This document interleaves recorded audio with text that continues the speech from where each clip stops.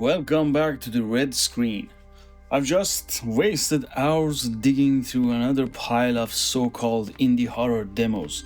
And let me tell you, most of them were absolute trash. Broken mechanics, cheap jump scares, and stories written by someone's cousin who just discovered creepypasta. But hey, I played them all anyway, so you don't have to. Consider it my public service. Some had a tiny spark of potential, most made me question my life choices, and all of them made me appreciate real horror games even more.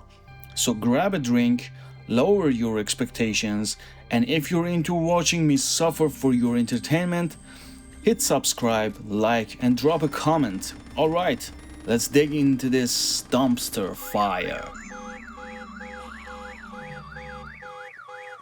So first up, we've got Bio Goddess. And wow, what an experience. By experience, I mean pain. Bad animations, bad models, bad sound. Basically a masterclass in how not to make a game. The only thing I actually liked was the pistol. It looked nice, high detail, no animation whatsoever, which honestly made it feel like holding the 3D model ripped straight from Turbo Squid.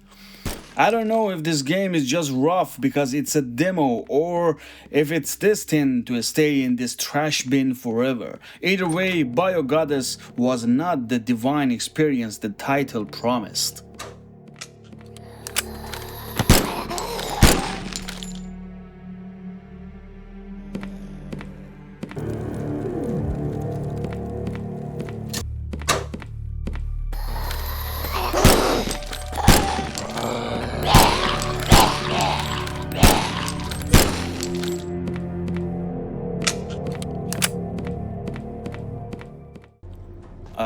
And here we go again.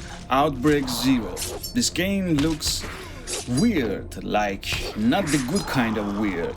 Every animation feels like it was made by someone who's never seen a human move before. The fights, they don't feel right at all. You swing, but nothing connects. Nothing has weight. And of course, the ultimate indie horror shortcut. Just turn the brightness down to 0. Boom! Horror game. Except, no, it's not scary, it's just dark. I guess that's why it's called Outbreak Zero, because that's exactly how much effort went into making it actually scary.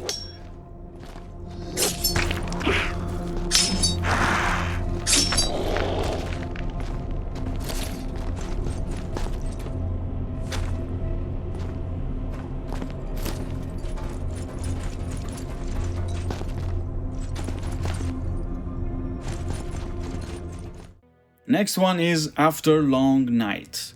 This one's a strategy zombie game, but honestly, the demo just left me confused.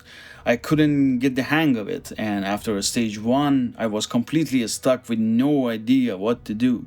I really don't have much to say here. Overall, I didn't like it, but maybe, and that's a big maybe, the full version could improve and bring something worthwhile.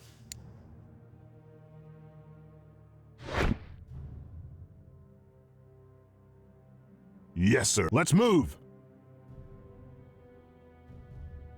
Let's move. Next up is Vane. Yet another zombie survival game. If you played Project Zomboid, this is going to feel familiar. At the start, the two devs actually introduce themselves and say this game is their passion project. And you can feel that. There's crafting, driving, lockpicking, and pretty much everything you'd expect from a survival game. But there's the thing. It has a lot of potential, and at the same time, it's got a lot of work ahead before it reaches that potential. Right now, it's rough, but I respect what they're trying to do.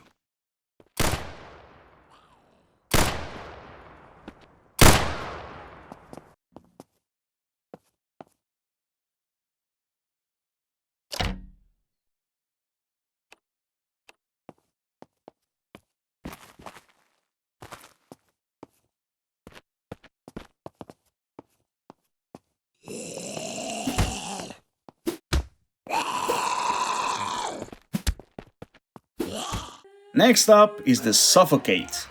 Here's the gameplay. You've got a flashlight, no weapons, and you're running away from your mom? Yeah, apparently mom crawled out of the Silent Hill universe to chase you down. The character graphic, pretty bad. The animation is janky and stiff, but the environment itself is actually really well done. Foggy corridors, eerie lighting, it really sets the mood. It actually tries, and sometimes it even manages to be scary. There are puzzles, some engagement, and I can see the potential buried under all the rough edges. So, yeah, it's far from perfect, but unlike most of these disasters, this one might actually turn into a decent game one day.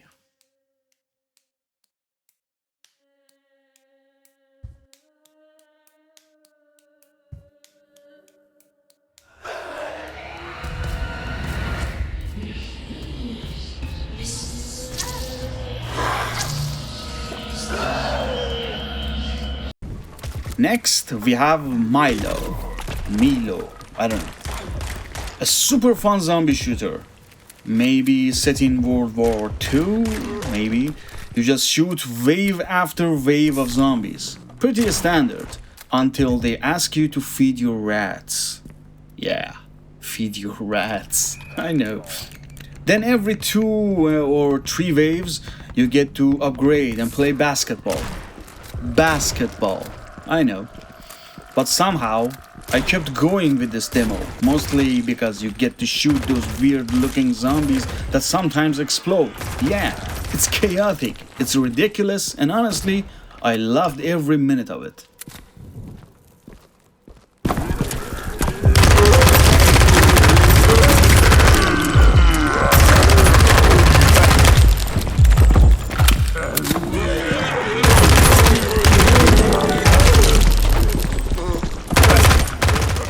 Next, we've got Quarantine Zone. Finally, something that doesn't feel like the same recycled trash. Instead of just running around shooting zombies, you're actually in charge of an entire quarantine zone.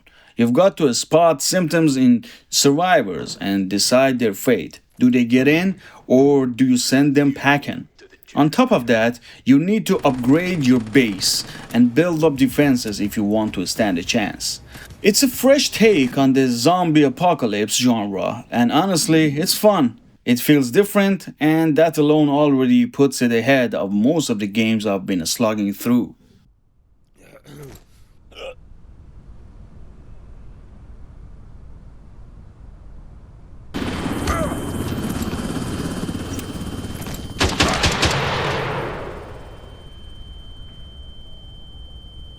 Now, here's something different. Darkenestein 3D. This one's actually fun.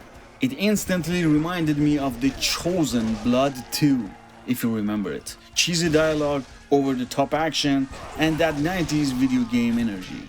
It's a fast paced shooter where you play as an American hobo on a mission to save his dog, Gunther, who's been kidnapped by the Nazis. And funny enough, my dog's name is also Gunther. It's ridiculous, it's funny, and honestly, it works. Hobo? Looking for my dog. Seen it? Well, because of the Nazi scum and these. Huh? Oh, sorry, I was just looking at your boots. Can I borrow them? There's a switch somewhere.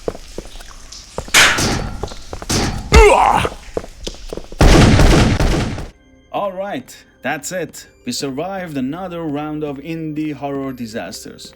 Some were total trash, some had sparks of potential, and a couple were actually fun. Judge for yourself.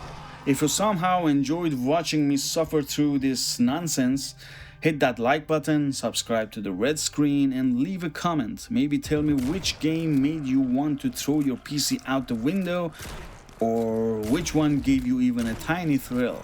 I'll be back with more horror, more weirdness, and more wasted hours of my life. For your entertainment, of course. Stay dark, and I'll see you in the next one.